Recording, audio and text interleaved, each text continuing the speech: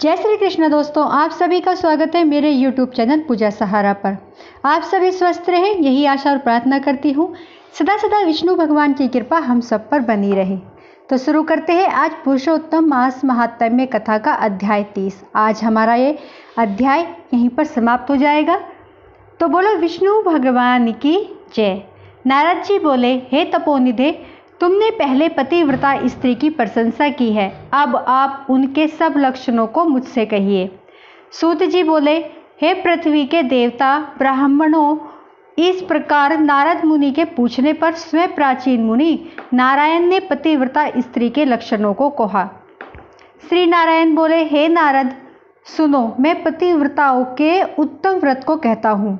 पति कुरूप हो, कुत्सित व्यवहार वाला हो अथवा स्वरूपवान हो, रोगी हो, पिशाच हो, क्रोधी हो, मद्यपान करने वाला हो, मूर्ख हो, मूक हो, अंधा हो अथवा बधिर हो, भयंकर हो, दुरीर हो, कुपोण हो, निंदित हो, दीन हो, अन्य स्त्रियों का आस्तिक हो, परंतु सती स्त्री सदा वाणी शरीर कर्म से पति का देवता के समान पूजन करे।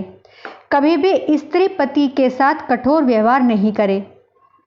बाला हो, युवती हो अथवा वृद्धा हो, परंतु स्त्री स्वतंत्रता पूर्वक अपने गृह में कुछ कार्य न करे। अहंकार और काम क्रोध का सर्वदा त्याग कर पति के मन को सदा प्रसन्न करती रहे और दूसरे के मन को कभी भी प्रसन्न नहीं करे। जो स्त्री दूसरे पुरुष से कामना सहित देखी जाने पर, प्रिय वचनों से प्रलोभन देने पर अथवा जन समुदाय में स्पर्श होने पर विकार को प्राप्त नहीं होती, तो स्त्रियों के शरीर में जितने रोम होते हैं उतने हजार वर्ष तक वह स्त्री स्वर्ग में वास करती है।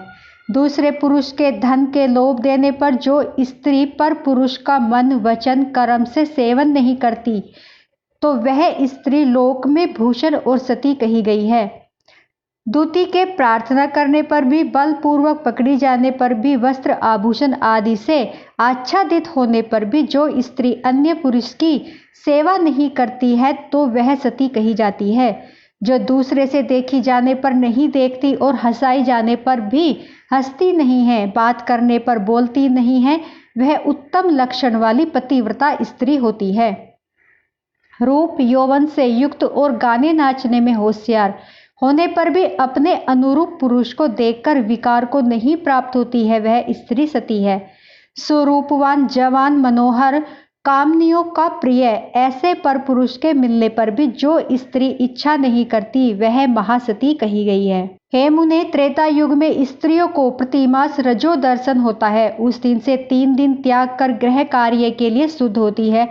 प्रथम दिन चांडाली है, दूसरे दिन ब्रह्मघातिनी है, तीसरे दिन रजकी है, चतुर्थ दिन शुद्ध होती है। जब तक शुद्धि स्नान नहीं करे तब तक अपने वचनों को नहीं सुनावे। रजस्वला स्त्री स्नान के दूसरे पुरुष को नहीं देखे, सूर्य नारायण को देखे, उसके बाद पंचगव्य का पान करे। अपनी शुद्धि के लिए केवल पंचगव्य और दूध का पान करे। श्रेष्ठ स्त्री कहे हुए नियम में स्थित रहे।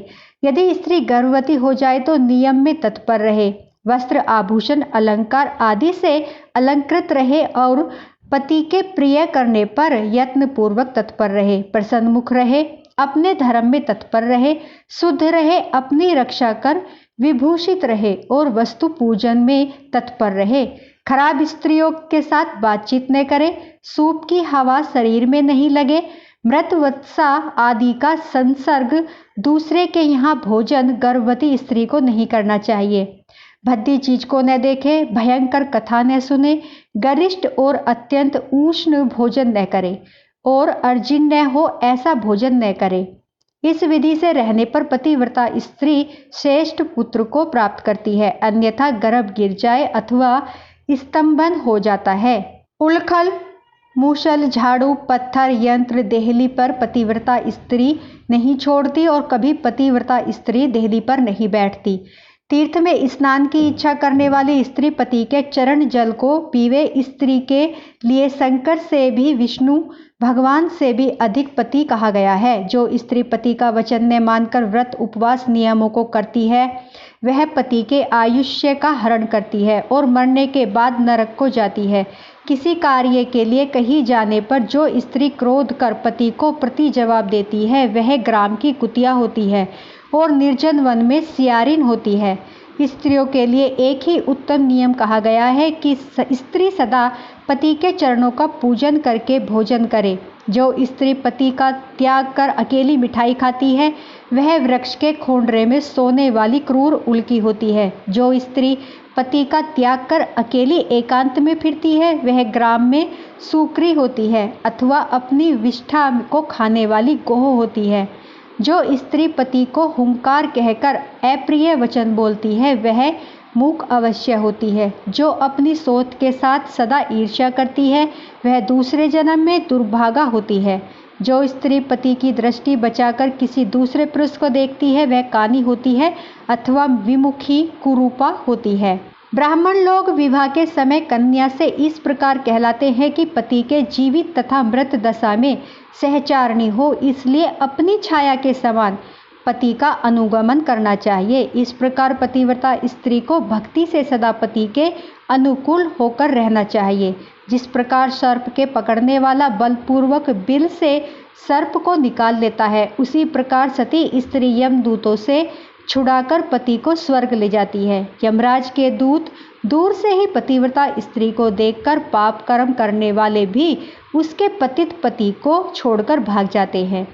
जितनी अपने शरीर में रोम की संख्या है उतने 10 कोटि वर्ष पर्यंत पतिव्रता स्त्री पति के साथ रमण करती हुई स्वर्ग सुख को भोगती है। श्री नारायण बोले, लोकों में तथा देवताओं में पति के समान कोई देवता नहीं। जब पति प्रसन्न होते हैं तो समस्त मनोरथों को प्राप्त करती है। यदि पति कुपित होते हैं तो समस्त कामनाएं नष्ट हो जाती हैं। उस पति से संतान, विविध प्रकार के भोग, शैया, आसन, अद्भुत प्रकार के भोजन, वस्त्र, माला, सुगंधित पदार्थ और इस लोक तथा स्वर्ग लोक में विविध प्रकार के यश मिलते हैं। तो बोलो विष्णु भगवान की जय। दोस्तों आज हमारा 30वां अध्याय यहीं पर समाप्त होता है। मेरी वीडियो आपको अच्छी लगी हो तो प्लीज़ दोस्तों लाइक, सब्सक्राइब, शेयर जरूर करें। आज हमारा पुरुषोत्तम मास यहीं पर समाप्त होता है और इसके अध्याय भी। तो बोलो जय श्री कृष्ण।